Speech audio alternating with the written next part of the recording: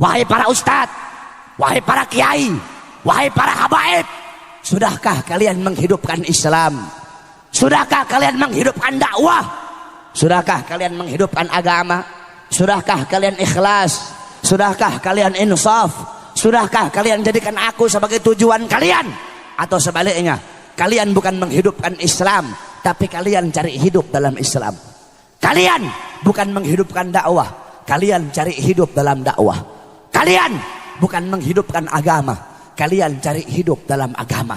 Dakwah, agama, Islam kalian jadikan sebagai untuk memuaskan isi perut kalian. Jokowi, jangan sombong sama pangkat. Megawati, jangan sombong sama pangkat. Tito, jangan sombong sama pangkat dan jabatan kamu. Di atas kalian ada Allah.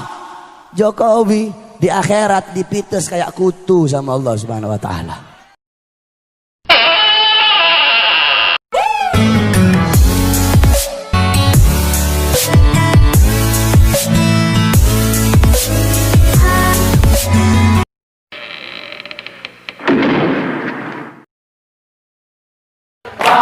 Kita bebas, maju terus, pantang mundur, lewatlah kaki.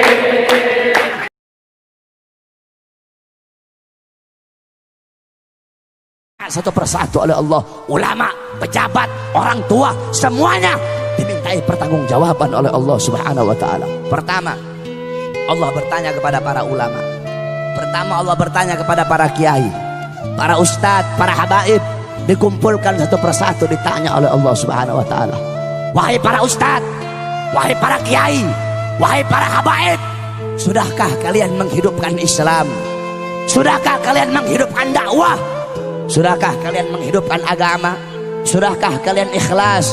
Sudahkah kalian insaf? Sudahkah kalian jadikan aku sebagai tujuan kalian? Atau sebaliknya, kalian bukan menghidupkan Islam, tapi kalian cari hidup dalam Islam. Kalian bukan menghidupkan dakwah, kalian cari hidup dalam dakwah. Kalian bukan menghidupkan agama, kalian cari hidup dalam agama.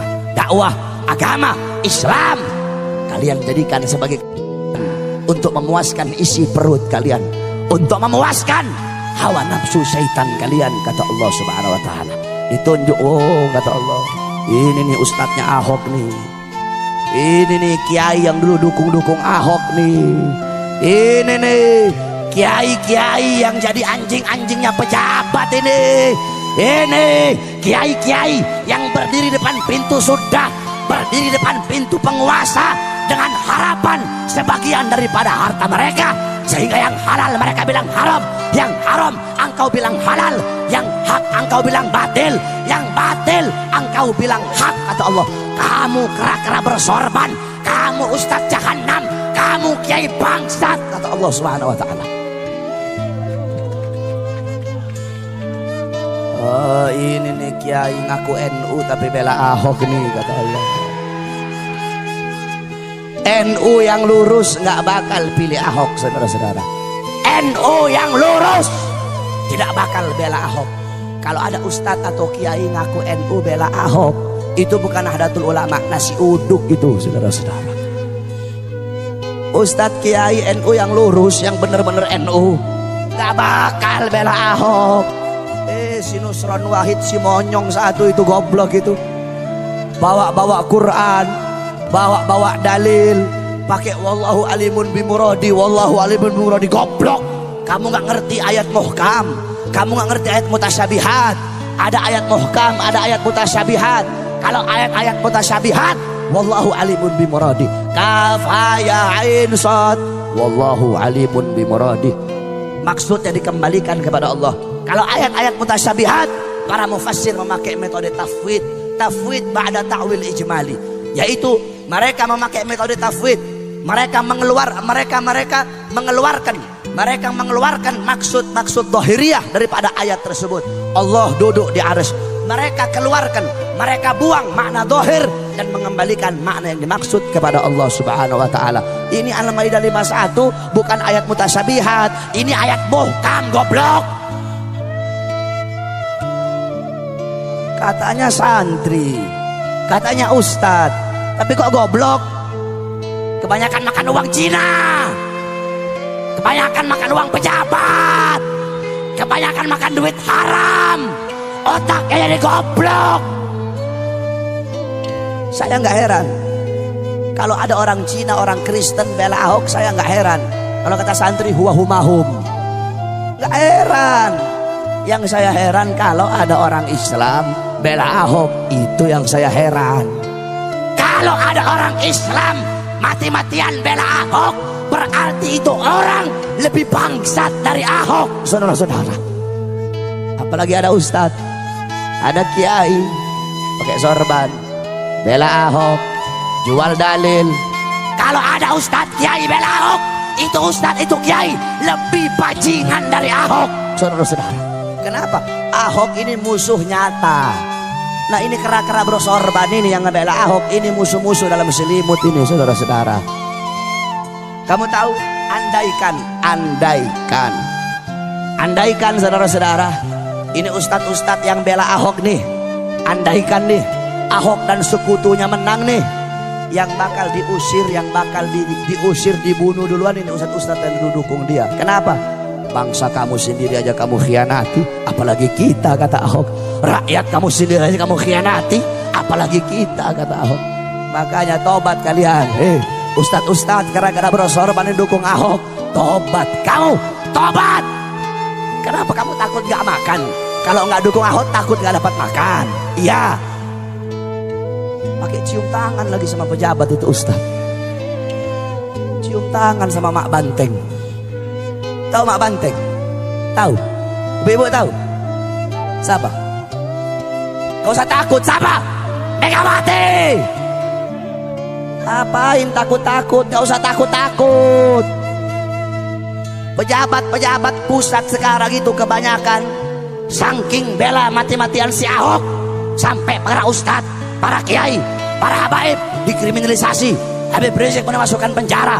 Para ustadz, para kiai, para habaib mau dibungkam mulutnya masing-masing, diancam, difitnah, dicaci maki.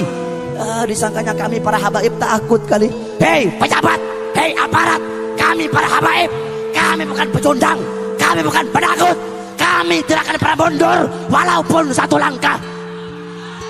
Di dalam tubuhnya kami mengalir darah keberanian, dalam tubuh kami mengalir darah-darah pejuang. Kami punya kakek-kakek udah biasa dibunuh, kakek-kakek kami biasa dicaci maki, kakek-kakek kami biasa dipenjara. Kami punya kakek Sayyidina Ali bin Abi Thalib difitnah, dicaci maki di mimbar-mimbar sampai beliau dibunuh. Beliau dibunuh. Kenapa beliau dibunuh? Beliau dibunuh karena beliau dengan lantang menyuarakan kebenaran melawan para pejabat-pejabat yang zalim, saudara-saudara. Kami punya datuk Sayyidina Hasan bin Ali, beliau wafat diracun. Diracun. Kenapa beliau mati diracun? Beliau mati diracun, beliau dibunuh karena beliau dengan lantang menyuarakan kebenaran melawan para pemerintah-pemerintah yang zalim. Kami punya kakek Sayyidina Husain bin Ali, Husain bin Fatimah binti Rasulullah.